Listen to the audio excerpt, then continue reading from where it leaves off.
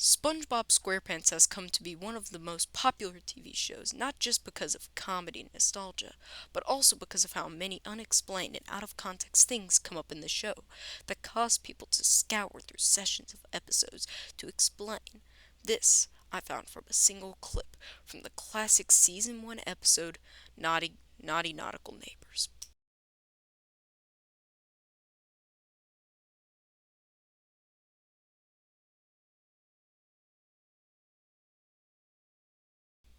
Season 1, Episode 4, Naughty Nautical Neighbors, begins at Squidward's house. He's plating a souffle, marveling at its beauty, taking pride in what he had made. Then he hears SpongeBob and Patrick laughing outside. Disturbed, he looks out the window, sees them saying random, out of context sentences into the bubbles, blowing them and sending them to each other for fun. Squidward, aggravated, pours some of the, I guess from the look and texture, jelly into a bowl, stirs it up, and starts making these bubble messages, but instead of silly quotes, he sends rude sentences to each one of them, causing an argument. Squidward grabs his souffle, steps outside, and sits down in a lawn chair and enjoys his meal as they argue, and eventually go into their houses. And of course, since Patrick's house is small and impractical, it squashes him and he bounces back up as a spring, which allows him to see Squidward choking on the fork he was using to eat. Patrick runs in and states, "I know what to do, but I think I should wash my hands first." And he shows a never mind attitude as he opens Squidward's mouth and blows into it, blowing him up like a balloon. Patrick then steps away as Squidward slowly blows out air. Meanwhile, SpongeBob is in his bedroom, which is strangely empty. He tells Gary, "I don't need them. They're losers," while Gary seems to ignore him. Back at Squidward's yard, as Squidward blows out air, the fork comes with it.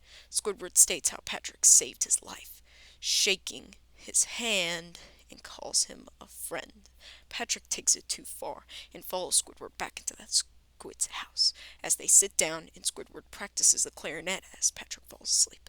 Back at SpongeBob's house, SpongeBob is miserable. Unable to name 3 friends he has, he writes faces on 3 of his fingers, stating, "The gang's all here," as breaks down into tears and cries. Later, Squidward is dragging Patrick out of his house, hurts his back. SpongeBob sees this and jumps, yelling that he will save him, and smashes into his back and actually solves the problem, setting Squidward's back into place. Squidward makes the same mistake and calls SpongeBob a friend.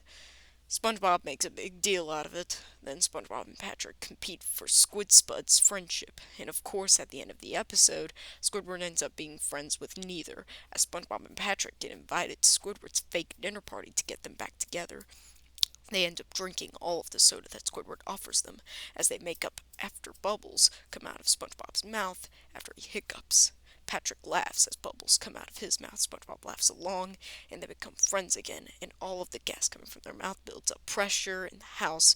It blows up, and Squidward sends them back to their houses in rage.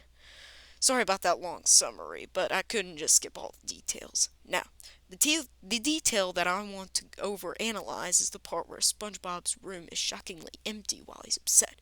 But then in the next episode, which just so happens to be even more iconic than Naughty Nautical Neighbors, this episode is called Boating School. I shouldn't even have to summarize this episode, so I'm not going to. You probably know the whole episode if you're a fan of the show. But in this episode, he wakes up in his bedroom on the same floor, and it has all his stuff piled in it. And I know this is his room because from the placement of the window. In both episodes, the Naughty Nautical Neighbors, when SpongeBob is in his room, it's empty. Ironically, he's upset. He feels as if he's lost who he was. Empty, and his room resembled that. Pure emptiness. But the next episode, Boating School, he's happy in the morning, and his room is full of light and has all his stuff in it. I don't think it's just creative directing and writing. I think SpongeBob, specifically his bedroom, resembles now how he's feeling. In any episode in which he's upset, his room is empty, whether he forces his mind to change his room to fit his emotion, or it just happens by default, or if it's just his consciousness and he doesn't even know he's doing it. His bedroom always changes to fit how he's feeling. More evidence I found of this is in the season 2 episode Procrastination, where SpongeBob has to write an 800-word essay for his boating class, and ends up procrastinating the whole night. His state of stress and suspense. He starts having stress-induced hallucinations of terrible things happening because he wouldn't finish his essay, like his house burning down, and him becoming small, which is supposed to express how it's too big for him. He isn't big enough to do it. He's not good enough to do it. Though this is a hallucination or dream, I guess, and not exactly his mind bending the world, it's still an example of his mind somehow changing how the environment looks to represent how he's feeling. The more you dig deeper into the hallucinations he experiences in this episode, the more you start to feel bad for him. Crunch gets to everyone, but it might as well have put him in a mental hospital. Okay, that was a little dramatic, but you get what I'm saying.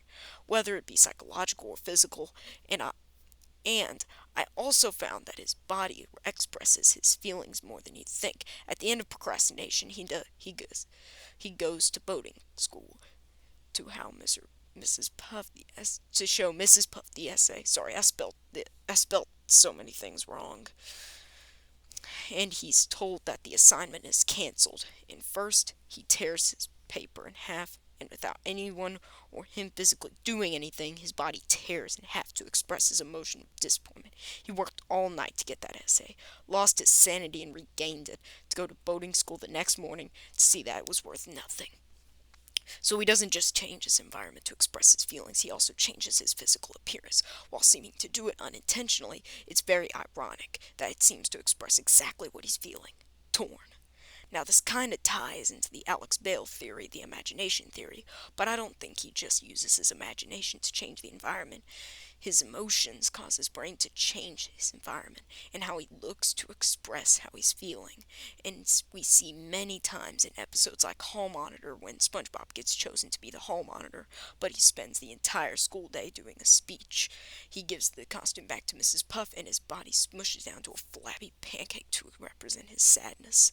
In conclusion, Spongebob's brain can not only use his imagination to change his surroundings, but his emotions can also cause his brain to change his surroundings and physical appearance to represent how he's feeling, whether it be him smushing down into a flabby pancake or being torn in half by what seems to be nothing. His brain changes his surroundings and his physical appearance to express his feelings. I hope you enjoyed this video. This is my first theory I've ever done officially, so it's not exactly foolproof, but I had fun and did the best I can, and I'm sure a lot of people can prove me wrong in the comments. Thank you for watching, happy 4th of July, and good night, depending on where you live.